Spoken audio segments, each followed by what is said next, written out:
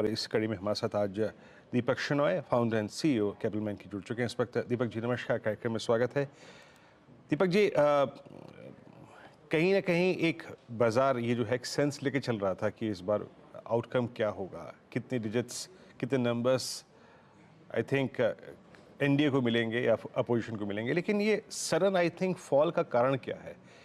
और ये जो सडनली अगर आप देखें जो इंटरनेशनल मार्केट से हमारी जो पैरिटी जो लॉस्ट हो गई है, क्या वोटिंग परसेंटेज घटना इसका एक मुख्य कारण है? आपने पिछले 3-4 दिन की सॉफ्टनेस को जो बीते शुक्रवार से आई है, इसको रीड कैसे किया है? शुक्रिया आपके प्रोग्राम में हमें इनवाइट करने के लिए। एक्चुअली हमें ये लग रहा है कि इलेक्शन का जो अनसर्टेनिटी है उससे मार्केट्स को और वोलेटाइल होना चाहिए था, और इससे पहले भी वोलेटाइल होना चाहिए था, लेकिन इस बार वॉलेटिलिटी काफी कम रही है। पिछले अगर 3-4 इलेक्शन देखें तो एक्चुअली ऐसी वॉलेटिलिटी नॉर्मल है। इलेक्शंस में हमें एटलीस्ट 1-2 महीने पहले से नजर आने लग जाती है। अगर आप ये ऑप्शंस या विक्स को भी देखें तो विक्स भी काफी लो है कंपैरिजन में, 28 के करीब हुआ करती थी, अब 20 से भी कम है। लेकिन जो पिछले 3-4 दिन में जो हुआ है, आई थिंक अगर उससे हम ये इन्फ्रेंस ले लें कि वोटिंग परसेंटेज कम था इसलिए शायद गवर्नमेंट बदलने वाली है या गवर्नमेंट को इतनी मेजोरिटी नहीं मिलेगी, या फिर कोई और, आई थिंक वो थोड़ा सा प्रीमेच्योर होगा कहना कि उस टाइम उस वजह से मार्केट गिरी। मार्केट का इस टाइम पे वॉलेटाइल होना काफी नॉर्मल है, और जो गिरी भी है अगर तो मार्च के मुकाबले में आई थिंक बहुत कम गिरी है, specially mid caps and small caps. Mid caps and small caps काफी 10-15-20% गिरे थे एज एन इंडेक्स भी मार्च के टाइम फ्रेम में। अभी इस बार 4-5% ही गिरा है, तो आई थिंक ये नॉर्मल ही हुआ। और जब इलेक्शन जैसा इवेंट आ रहा है तो हमें तो और वॉलेटिलिटी एक्सपेक्ट करनी चाहिए। मुझे ये भी लग रहा है कि रिजल्ट्स जैसे आ रहे हैं, कुछ डिसअपॉइंटमेंट्स भी हैं और कुछ कुछ अच्छे, बहुत अच्छे भी रिजल्ट आए हैं। तो उस वजह से भी थोड़े से मतलब स्टॉक्स जो अगर एक्सपेक्टेशन ज्यादा थी और एक्सपेक्टेशन से कम रिजल्ट निकला है, तो उसमें जैसे एसआरएफ में हुआ या फिर कोई और किसी और बैंक्स में भी हुआ, आई थिंक उस वजह से भी स्टॉक्स वोलेटाइल होती हैं, हो रही हैं। सिर्फ इलेक्शन का कोई का कारण नहीं है। लेकिन अगर आप लॉन्ग टर्म पे देखें, 5 साल 10 साल के टाइम फ्रेम में, इलेक्शंस में अगर कोई भी किसी भी तरह से अगर कोई बदलाव भी आता है तो वो शॉर्ट टर्म ही इम्पैक्ट करेगा। जिस इंडिया स्टोरी है आई थिंक उसको रोका नहीं जा सकता है। तो आई थिंक लॉन्ग टर्म में I think economy will do well. जो पॉलिटिकल चीजें हैं वो तो आई थिंक आती हैं और जाती भी हैं। जी हाँ, फुली एग्री सर आपसे। और याद रखिएगा, अगर आप मई 2019 में जाएं, इतिहास के पन्नों को टटोलें, तो आईवीज जो थी वो अप्रॉक्सीमेटली ट्रैजेक्टरी थी 18-19-20 की। अगर आप हिस्टोरिकल चार्ट्स को देखें, अगर ये वोलेटिलिटी 22-23 के ऊपर निकलती तो फिर आई थिंक ये प्रश्न थोड़ा और वाजिब होता। बट क्योंकि पिछले कुछ दिनों में ये लगभग 10 से 18 की ट्रैजेक्टरी में गई, तो ये प्रश्न मैं पूछ रहा था। लेकिन closer to I think big events और इलेक्शन के आसपास 19-20-21 की वोलेटिलिटी आईवीज का बढ़ना कोई बड़ी बात नहीं है। अच्छा दीपक जी, अगर हमें ये डिप मिला भी है और सॉफ्टनेस इंडिसेस में आई भी है, और क्योंकि अभी अभी हमने एक अर्निंग सीजन को देखा और आई थिंक अभी इसमें से कुछ नंबर ड्यूज भी हैं, और स्पेशली एसबीआई, आपको सबसे बेस्ट नंबर्स कौन कौन से लगे और आपकी जो शॉपिंग लिस्ट थी उसमें सबसे पहले अपीयर क्या हुआ इन नंबर्स के बाद? अभी तो खैर हमने पूरी शॉपिंग अभी स्टार्ट भी नहीं की है। इनफैक्ट अभी तो जो हमारे कंपनीज है उनमें से कुछ ही कंपनीज के रिजल्ट्स आए हैं, तो उनमें हमने और अगर एडिशन करनी है तो शायद हम रिजल्ट के बाद ही करेंगे। इस बार आईसीआईसीआई बैंक जो हमारे पोर्टफोलियो में है उसके रिजल्ट्स काफी अच्छे आए थे in comparison with other banks. और मुझे ये भी लग रहा है कि कंपैरिजन में, जैसा अगर आप कोटक को देखें कि उनको सर्टन बैन प्रेशर में डाल दिया है, और फिर एचडीएफसी का मर्जर का भी अभी वो आई थिंक अनरावल हो रहा है। जैसे आगे जाते जाते हमें पता लगेगा कि किस तरह से वो इंटीग्रेट होते हैं एचडीएफसी और एचडीएफसी बैंक। लेकिन इस कंपैरिजन में I think ICICI bank has done well. यहाँ पे हमारे और कुछ थोड़े से कंपनीज हैं जिसमें रिजल्ट्स अभी भी इनफैक्ट अभी अभी आ रही हैं। इस क्वार्टर में थोड़ी सी ढील मिलती है कंपनीज को कि आप मई 31 तक आप रिजल्ट अनाउंस कर सकते हो। यूजुअली 45 डेज का होता है, इस बार 60 डेज का है।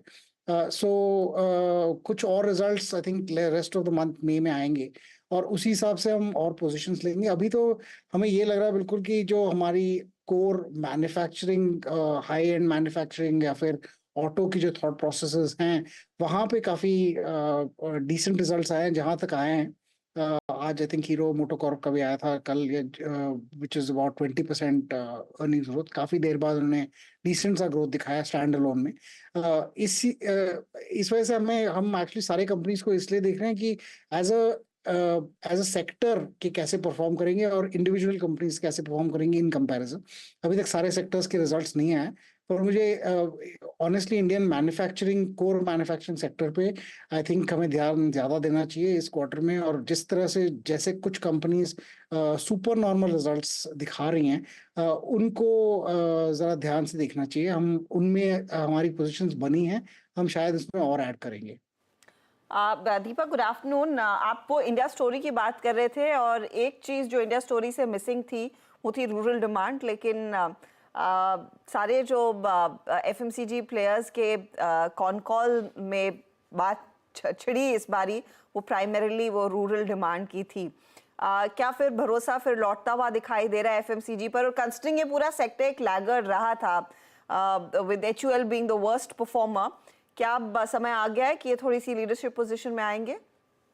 और वैसे इकोनॉमिकली आई थिंक थोड़ा सा बेटर होगा उनका रिजल्ट, बिकॉज एक तो इलेक्शन है, क्योंकि इलेक्शन में काफी पैसे स्पेंड होते हैं रूरल में, और उस स्पेंडिंग की वजह से रूरल का जो एफएमसीजी डिमांड है और थोड़ा सा जो टू व्हीलर डिमांड है वो बढ़ता है यूजली।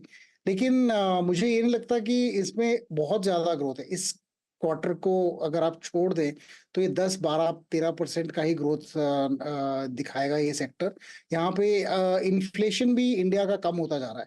तो जैसे पहले इन्फ्लेशन में आपके प्राइसेस बढ़ जाते थे, उसमें से आपको 9-10% का इंक्रीमेंटल ग्रोथ दिख जाता था। कोर ग्रोथ अगर आपका 4-5% ही हुआ वॉल्यूम का, फिर भी आप 14-15% आप टोटल रेवेन्यूज में दिखा सकते थे। अब शायद उतना नहीं होगा आगे जाके। ये क्वार्टर अच्छा रहेगा आई थिंक। आगे जाके उतना अच्छा उतना मतलब उतना स्ट्रांग ग्रोथ नहीं है।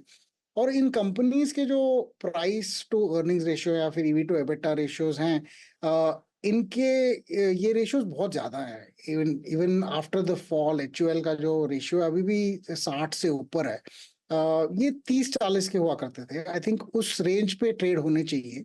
ये 60-70 के पी रेशियो पे इस छोटे से ग्रोथ पे ये सस्टेनेबल नहीं है। तो इकोनॉमिकली अगर अच्छा भी करे कंपनीज, मुझे लगता है स्टॉक प्राइस उनका उतना अच्छा नहीं करेगा।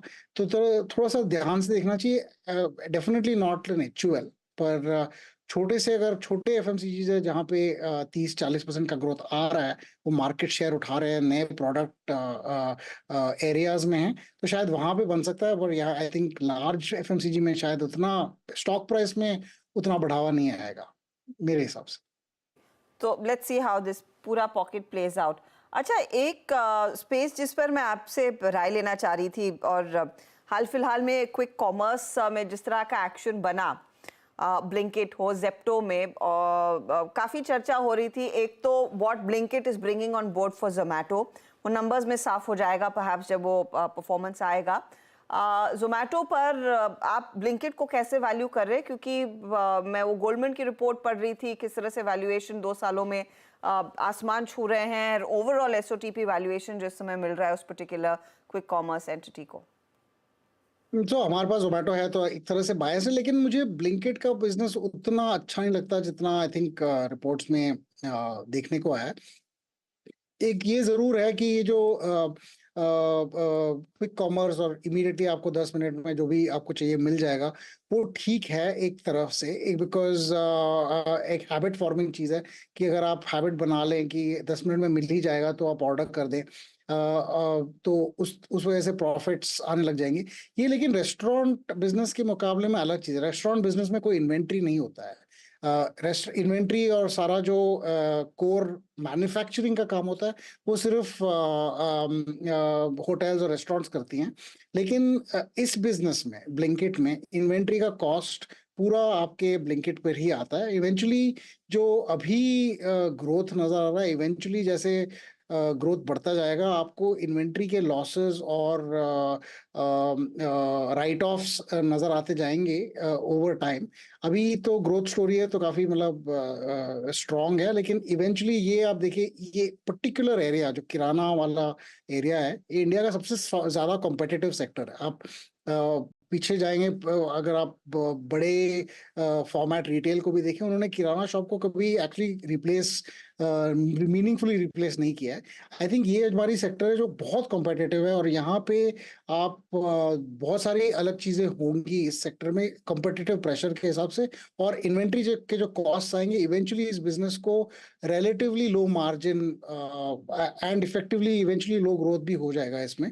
तो मुझे रेस्टोरेंट डिलीवरी बिजनेस में ज्यादा एंथुजियाज्म है, वहां पे आप मार्जिन ज्यादा एक्सट्रैक्ट कर सकते हो। यहाँ पे आई थिंक बहुत लो मार्जिन है, और इसके कॉस्ट थोड़ी 2-3 में भी इवन 1 साल बाद नजर आएंगे, 2-3 क्वार्टर नहीं, पर 1 साल बाद ही नजर आएंगे।